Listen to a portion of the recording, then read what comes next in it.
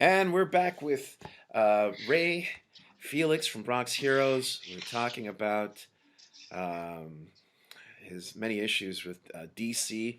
Currently, right now, it's the whole thing with Punchline. You told me that there's an actual update with your case that's going on. Could you please fill us in? First off, I got a response from the lawyers at DC. Of course, they denied that there was any Right, uh, similarity of the characters. And they're right, saying they're actually the opposite. So they wrote down this itemized list saying, well, your characters are a good guy, ours is a villain, your character is a detective, ours works for the Joker. The only similarity between our characters is that they both are female and they both have high heel boots. I right, was like, right, right. and But then I also brought up the Black Power issue. They said that the characters have the similar generic, and that's basically admitting that hey, our characters do look identical. right, right, right. you know, And then you have the name issue too, right? what's that? You have the name issue. Yeah, yeah, exactly. They're saying that they have no issue with my trademark because it's my trademark is distinctive, where it says punchline clown detective, and theirs is just punchline. But they don't even have a trademark. They don't have a trademark. I think now they're going to try to trademark it. That it's now that I did mine. Right, right. Uh, Got you. So what are any other developments that are new in terms of? well, I spoke to so the way they framed the letter. At one point, I was wondering: is Antarctic Press bought or owned by DC Comics? Because they mentioned them in their the wording of their letter. Like their letter said, um, it seemed like to me that they were, in concert with each other, like they're working Mhm. together.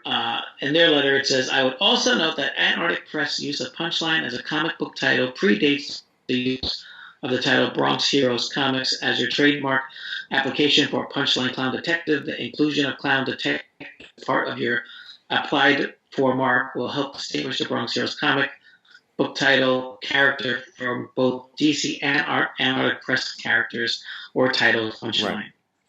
Of course, in the industry cooperation, if at any time either DC or Bronx Heroes Comic Cons believes that our respective use of the name Punchline may result in any consumer confusion, we'd be pleased to work with you to mutually agree upon some voluntary restrictions that each can abide with to prevent such confusion. Right. so, and then what they said earlier about so that part alone, I was like, do they own it? Why are they kind of like defending Antarctic Press? Are they somehow connected? Right. So I reached out to Antarctic Press creators of the book Punchline, and I asked them. I wrote him this. He doesn't want to get involved legally, and I understand it's a headache, but Right. so I said, "Hey, I was contacted by DC lawyers. The way they framed their response, it sounded like they bought you guys out. Did they offer you guys a settlement or an outright buy of your characters? As independent creators, I think it's important to stick together. If you made a deal with them, then perhaps I would consider their offer seriously. Let me know, Right. um, And did they get because back it to you? seems like they're. What's that? Did they get back to you? Oh yeah, he responded, and he says nobody contacted me.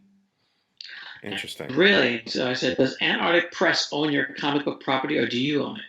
And he says, Punchline is creator owned and nobody reached out to me. So I said, this is strange. I sent them excerpts of my email at the entire email. Right.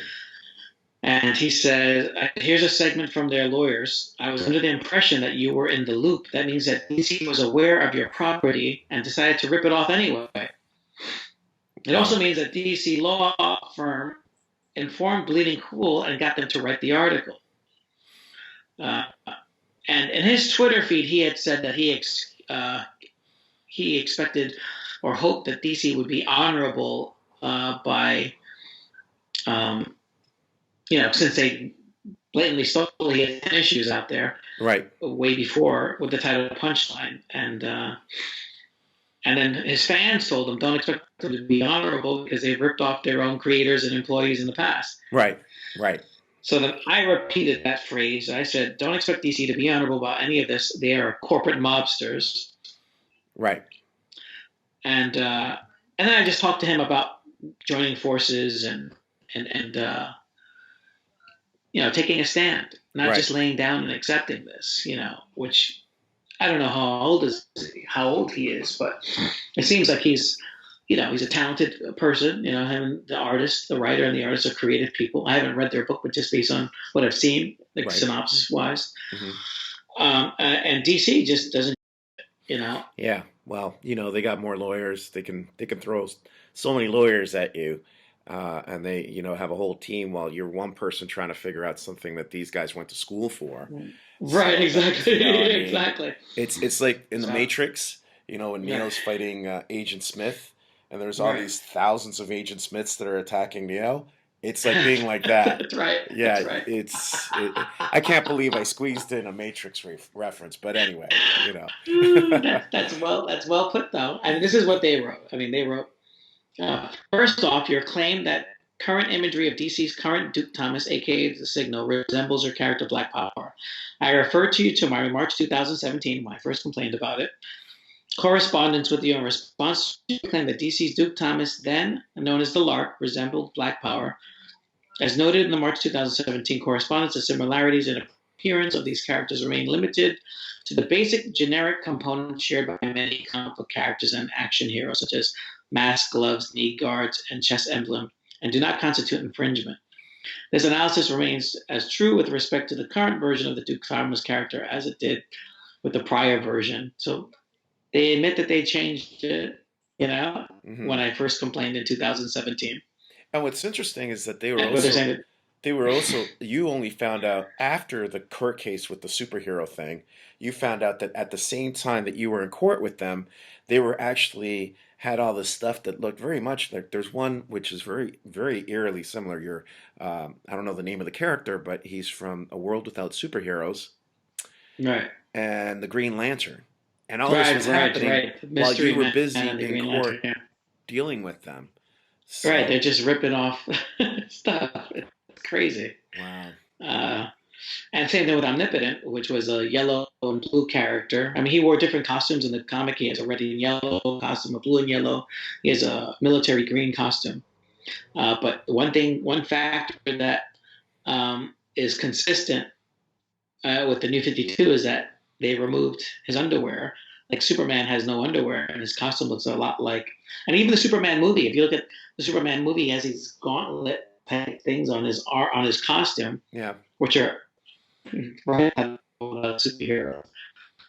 Also, in the Wonder Woman movie, she has like a Masonic symbol on her belt, and my character Miss Galaxy has a Messianic symbol on her belt and an inverted tiara in one scene. And Wonder Woman's tiara in the movies became inverted and then later inverted in the comics as well. Right. It's like, you know what I mean? It's yeah. If it was like one thing once, it would be one thing. But once it starts to pile up with a lot of things. It starts to pile up. I mean, and then the Batwoman villain, Alice Kane, is a direct rip off of the female Joker drawing that I did of the new Joker female that I created for them. Same dress, same hairstyle, everything's identical. Right. That's crazy. So we're going to talk about is there any other updates before I finish? Is there anything else? Then what they said was, here's a second, as your claim related to DC's new character, Punchline, we have prepared the character with a character Punchline that has appeared in Bronx Heroes Clown Detective. The two characters, that means they bought an issue. The two characters are not nearly identical, as your suggestion, that DC's Punchline character is a direct ripoff of the character in Clown Detective, has no merit, and more fully explained below. Far from being nearly identical, the two characters actually have very few resemblances, and to the extent that there are any resemblances, the resemblances are based on the use of common or stock elements not entitled to any copyright protection. So they say. That's their opinion. Yeah. We have prepared the table below for that. Just because he says it doesn't mean it's a fact. Right. It's just So if I took so Batman's pointy ears and said it's generic now, because everyone's had pointy right, ears now. Yeah, I'm right, sure they're right. gonna just buy it was just generic. I don't It's think just so. generic. There's nothing. Yeah. Yeah, yeah. Yeah, and they go through this whole list. They have this whole list of I don't know if you can see that. They made a PowerPoint sheet No, I can't really see it. You'd have to of send it to me. I gotta forward it to you. You can Yeah, post it on here. It's ridiculous. it's So they have this whole list that they made. I'm gonna actually make a list because what they're referring to is my published comic book Punchline and not the submission that I gave to this editor, which was a Joker villain named Punchline. You know, that's that's like right. That's right. You did mention that because you did mention that she was originally a villain, and you didn't mention right, it on the show, but you mentioned it to me when we were IMing, right, which makes it right. very eerily even more similar. Right. She was a Joker villain uh, that replaces the Joker once the Joker dies, and she's like almost like a protege of Harley Quinn, and Harley Quinn ends up dying. But it's like so she replaces Harley Quinn, but she's trained by them. So So she's like the next generation. she's the next generation because the Elseworld story I wrote was about the next generation of Batman characters and evolving the characters that already existed at the same time, almost like the episode 7 through 9, where you have the original cast and then you have a new generation of characters coming up through there. Hmm. Kind of like And Dragon Ball. Asia usually does that a lot, where right, right, they die off and the next right, generation continues. Right. right. So So after this whole list, they write, as you can see, other than both being female, wearing high boots, and having the same name, the character has little common and certainly no similarities that one could reasonably claim as evidence of copyright infringement. Now they talk about the hair. They talk about the costume accessories, and I'll send you this. Their face makeup. They say my face makeup is white paint with two light pink circles on the cheeks akin to clown makeup. And theirs is two bright red circles on cheeks and nose akin to a doll makeup. But actually, the new issue that's coming out, they actually changed her face to white. It's after the Bleeding Cool article. Her face wasn't originally white. It was flesh tone, but now she has white makeup. oh wow. After the So it's like, Wow. you know what I mean? Right. Yeah, that's yeah, that's crazy. So, uh you're going to still continue to pursue this legally, correct? Absolutely, Good for you. absolutely, right. And this is what they say on the on as far as the creators of DC. They say nor is DC characters a direct ripoff of the Bronx Heroes character. Not only are the characters very different as shown above, but any resemblance between the characters is completely coincidental. DC's Punchline character is original creation by writer James Tinian. I guess that's the new writer, the fourth, and art of George Jimenez. And while it doesn't matter whether you ever shared your ideas or materials with Mr. Blank, because our respective characters are not similar, as discussed above, for the record, be advised that Mr. Blank did not request, accept, or retain such materials on DC's behalf, nor did he share or discuss such materials with anyone involved in the creation of DC's Punchline character or accompanying the storyline involving the character. Both Mr. Tinian and Jimenez have affirmed that they have never discussed their character with Mr. Blank, nor have they ever been given copies of or seen any artwork or written materials that you may have given Mr. Blank nearly 20 years ago. And did Mr. Tinian said that he had an idea to introduce a new lieutenant to the Joker and his current Batman story that would be female. And he thought Punchline was a good name since it played with Joker. Right. So, Right. and then I read you what they said about Antarctic Press. So, Well, what's interesting is that because they deal with a lot of freelancers, right? right, Is that it becomes a very easy way for a corporation to shield itself and just sort of sever itself and say, "Oh no, that was that individual. It isn't us as an entity. We have nothing to do with that." So it might right, not be that editor who did it. It could be easily someone who maybe it's sitting in a pile, right, exactly. and someone goes and sees it and goes, "Hey, this is great." Right. I mean, most creators and a lot of editors, they'll take ideas, recycle. I mean, look at the Marvel Spider-Man, right? Hmm. You had You had the Clone Saga, which was a total failure in the 90s. Right. But then they The Ben Reilly rehash story. it as Spider Island, and it's a big hit, you know. And then and then they redo the Clone Saga with a different group of creators. It's the Right. same exact story. There's nothing new And then they or wonder different. why. There's a slight twist to it. Right. And then they wonder why sales aren't as good. Right. It's like And that's what they've been doing. I mean, if you look at every What If comic book that Marvel has put out, from 2006 to 2007, all their new stories are basically spin-offs of what the What If original series was based on. Right. You know, what if Spider-Man was a member of Fantastic Four? Oh, Spider-Man's in the Fantastic Four now, called the Future Foundation. Well, Captain America woke up in the year 1984. Oh, Right. Captain America wakes up in the year 2000. Right, and Spider-Man was in the Fantastic Four. It was, I still remember the Arthur Adams that one of my favorite. Yeah, right. Was the Hulk, Ghost Rider, and Wolverine, Spider-Man, and Wolverine. Yeah. Loved that. Yeah. That was a great issue. And they're putting Wolverine and Spider-Man and the Fantastic Four again. And of course, I guess you have a generation of people who might not didn't read those all stories. that. So right. It's very easy to sell it, but it gets rehashed. Rehash after rehash after rehash, you know?